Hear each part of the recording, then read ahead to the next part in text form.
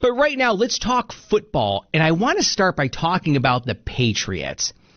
I despise everything New England. Now, as a kid growing up watching the Buffalo Bills, obviously I was more along when it comes to the rivalry of despising the Dolphins, because for years the Bills never beat them, and then of course it became the Patriots. But these dopes are going to the Super Bowl. It makes me sick that May is going to the Super Bowl before Josh Allen.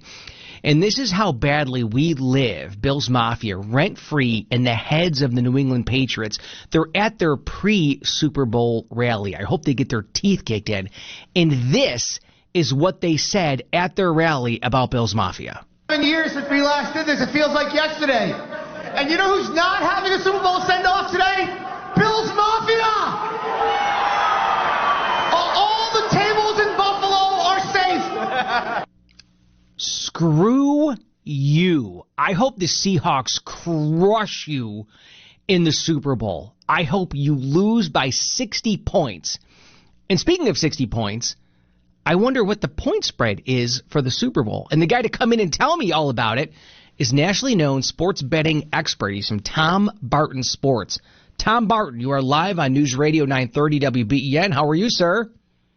Thanks for having me on. And I have to tell you, nothing has changed with those New England fans, right? Remember, after they won their first Super Bowl ever, the crowd is sitting around chanting, "Yankees suck," as if they didn't just have a Super Bowl. I mean, yeah, they can't get out of their own way and just celebrate their success without trying to drag on somebody else, right? Bunch of insufferable ingrates. I literally hope the Seahawks, and I am not going to watch the Super Bowl, Tom. You know, my wife and I we're making Super Bowl plans. I'm like, no, you take the kids whatever party you want. I am so ticked and angry about how the Bills season ended. Referees, blown calls, inconsistent calls. I am not watching the Super Bowl. So I'm just curious. Again, you are a nationally known sports betting expert. So what was your take? Let's talk Bills now first. About the referees, because a lot of people are saying, hey, it's fixed. The NFL put up a graphic before the season. Seattle and New England are at the beginning of that graphic, at the top of it and closest to the Super Bowl trophy. Inconsistent calls. What are your thoughts on how the Bills season ended? Look, it was ridiculous. The idea that we don't know what a catch is to this day, after the Des Bryant controversy, we still don't know what a catch is. And that's the thing. Look, there are bad calls, right? We've all seen bad calls, and I don't think it's fixed. I think it's incompetent, okay? I think that the fact that we have $8 billion industry that has part-time referees is already the beginning of the incompetence. But with the Bills specifically, you know, the idea that they couldn't get Josh Allen a yard a couple of years ago, now with this happening, it's consistently the same team kind of getting screwed. I don't think that there's an agenda. I just think that the incompetency has lied so far in the Buffalo Bills, against the Buffalo Bills, and it is putting the entire league into question, where people are asking, is it fixed? You have NFL quarterbacks, people that played the highest position at the highest level, running to social media and asking, what is a catch? I don't even know what a catch is anymore. Think about that. We're watching and spending all this money and this time watching a sport where we don't know the basic rules because they're changing them as they go. The incompetency is out of control. The refereeing is out of control. And I know a lot of people said there's going to be an investigation. There should be an investigation about how can a billion-dollar company employ part-time that are just completely incompetent officials. Now let's talk Buffalo Bills head coach, because as much as I love Sean McDermott, he is such an amazing man. Highest levels of integrity, character. I supported terminating him because I don't think he is the guy that can take the Bills to the Super Bowl. And I wasn't really sold on Joe Brady either, to be honest with you. It's 3rd and 16, and the guy's calling 1-yard screens.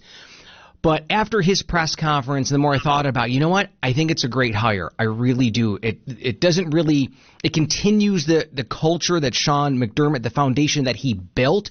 It's someone who Josh Allen is comfortable with. So what are you hearing, Tom? Because you are very tuned in to NFL circles around the country, especially Vegas. What are you hearing about the Bills' selection of Brady as the new head coach?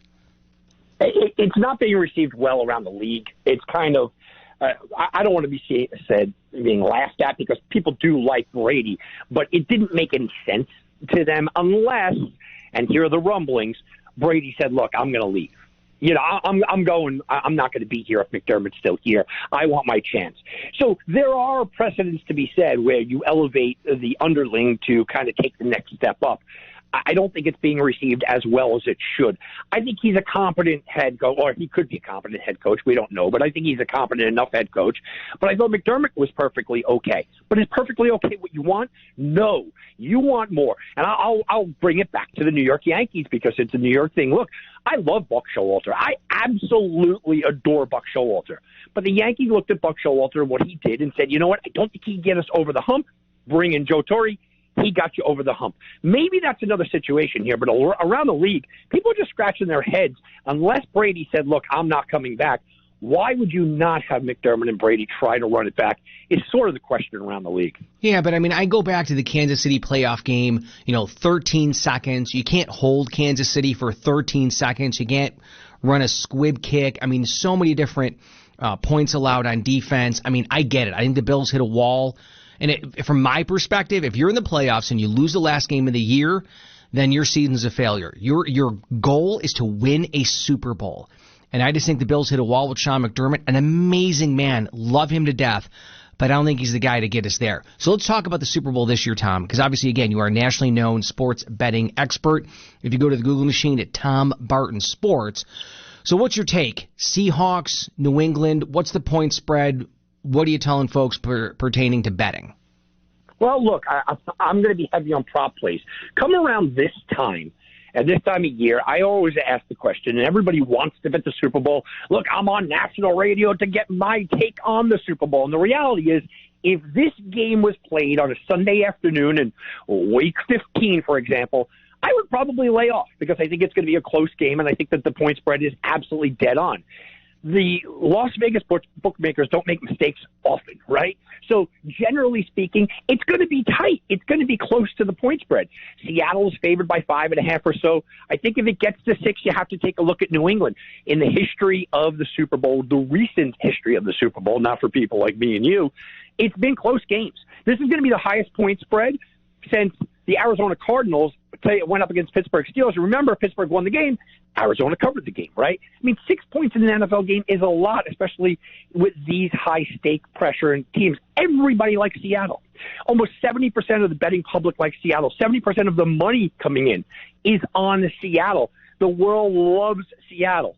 Yet the line isn't really jumping. So it's a little concerning if you are on Seattle that you're with everyone, and generally everyone doesn't usually do so well. All right, Tom, you can tell by my next question that I've never bet on sports. Actually, no, I did once. I was in Vegas, and I bet the Bills winning the Super Bowl. I put $20 down, but obviously it did not work out that well. Explain to our listeners on NewsRadio 930 WBEN, what is a prop bet? I have no idea what that is. So a prop bet is anything but the point spread and the total. So meaning if you want to bet on Drake May to throw 2 touchdowns, you can bet on that. Do you want to go out there and you want to bet on the first half? Oh, I only like the first half. You could bet on that. What about the total sacks in the game? For me, one of my favorite bets is how many punts there are going to be in the game. I think it's going to be a defensive effort. The total is right there, kind of leaning the under, but punts in the game. How about 7? Do you know that the New England Patriots kicker has punted 8 and 8 by himself in the last 2 games? So that's something that you could take a look at. You could take a look at, like I said, total sacks in the game, touchdowns, who's going to score. There's all sorts of kind of plays that you could go out there. There's sheets and sheets and sheets. Anything except for the regular point spread and the total falls into that prop player, prop bet situation. That's fascinating. It really is. So now, Tom, I want to talk about your job. I know you host a sports betting show on Fox Sports Radio. You are the sports director of the South Shore Press. You are a nationally known sports betting expert. And it's just fascinating to me that this is your job. So for people not familiar, like, how do you make money on this? What do you do? For our listeners, again, on NewsRadio 930 WBEN, what does it take to make a living by what you do? Are there a lot of extreme highs? Are you a guy that says, look, everything in moderation, let's stick to moderate gains? How do you make money? 53%. That's how you make money. I have to hit 53% to make money. And it is a grind. Look, forget about any movie that you hear. Forget about any kind of, stories that you tell. This is a grind. It's every day for now more than 15 years for me. On my wedding day, I was putting down bets. Every single day, you got to do it to be sharp. And you incrementally go. Look, people think that, you watch some scam decappers out there, and that's my name for them, that are bottles of Cristal and hanging off of a yacht. They're not real handicappers. Real handicappers are grinding. Hey, guess what? I have a nice win tonight. Guess where that's going? To my baby's food or my mortgage or whatever that might be. As long as you're making a profit. And that's exactly what this is. It's being profitable day in and day out. You grind away. You limit the odds. The odds are in their favor for every casino game in the world, right? But in sports betting, it's me against the guy that sets the line. Can I find an angle? Can I find an area where I'm more of an expert than him? Can I find an area where I find something that I can exploit? And that's all that this is. It's me against him, except him is a billion-dollar company with AI and everything else behind him, against me. And there was a report about 10 years ago, it came out, and it said less than 100 people in America are actually professional sports bettors that can make money on it. I was one of them. And I think that now with the legalization, it's probably even less. I would say we're probably in that 50 range. But do people who bet, and again, I would not know the first thing about sports betting. So do people who do they have to be careful? Because I want to talk about that term that you mentioned, scam decappers. Are there scumbags in your line of business that basically make money and just they don't give a damn about who wins or who loses, and they'll actually say, hey, X amount of people, okay, bet Seahawks, X amount of people, hey, go bet the Patriots, and they just make money off both teams? Are there people out there that do that? I can count on one hand how many people aren't that way. Really? I could throw a, they say I could throw a ticket into a crowd in a sports book and probably hit 10 handicappers, right, that don't know what they're doing. They're just robbing people of money, telling them they have inside information, telling them they have a rigged game or they know a guy, and they don't know anything. They have no idea. The honest people in this business are very rare, very far and few between. I didn't know this when I got into the business. This wasn't my background. I was a radio host. And when I did get into it, Gaming Today in Las Vegas did a report on me. And they said, how can he be honest? I'm written up in books. How can you be an honest handicapper and make money? Because it seems so foreign because there's so many scam decappers out there. But at 53%, so your record of success when it comes to actually making money, because you've got young kids, of like feeding your family, paying your mortgage. So for a professional sports bettor, your money, you are like the cream of the crop if you win 53% of your bets? 53% will give you a profit. In order to kind of make a living in this, you got to hit about 55%, and nobody does that. I mean, you could follow the people online, the athletes, the people that are claiming that they're professionals, and follow them for the year. You'll find them in the 30% range, 35% range. By the way, they're actually really good anyway because you could just go against them and you're hitting 60%, right? I mean, there's a way to make money in everything. But yeah, to be an elite sports handicapper, if you're hitting 55%, you're making a living. You're paying a mortgage. You're doing fine. If you're hitting anywhere close to 60, and I don't know anybody that can hit 60% long term, but if you're hitting anywhere close to 60%, you are of the elite of the elite. I know your name. Most people are going to know your name. You're in that top 50 people in America. That's fascinating to me. So, like, how stressful is that? Again, you've got young kids. You mentioned you're betting on your wedding day, that you've got to hit 55% of your bets in order to feed your family. This isn't just someone going on an app and saying, oh, I'll throw $20 on the Bills. You make like, how stressful is that? It was, again, somebody wrote this one time, I think it was in the Wall Street Journal, and they consider this one of the top 5 most stressful jobs in the world behind air traffic controller and heart surgeon, right? I don't think I'm up to that level of stress, but it's stressful. You have to just trust the process. And if you give yourself 30 days, 60 days, and you say, look, I know that my process is going to win over 30 or 60 days. I can handle a 2-game losing streak, a 3-game losing streak. Wow, I'm running cold. I've lost, 5 of the last 7. That's okay. As long as you know that your process is going to work out and you're going to make money, you can take some of that stress away. That's unbelievable to me. I really appreciate this conversation, Tom, because I think our listeners learn a lot, not just about betting on the Super Bowl or the Bills, but just literally picking your brain about, okay, what is your job like as you make your living by it? So, Tom, where can people find you if they do want to bet on the Super Bowl or they want to find the one honest guy in sports betting? Where can they find you?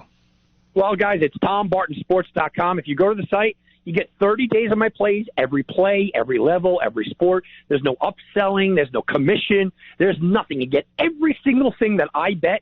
You just tell me, and you put out whatever you want. You want to bet $5 on a game? Go ahead. It's TomBartonSports.com. Okay, real quickly, Bills next year. What are your thoughts?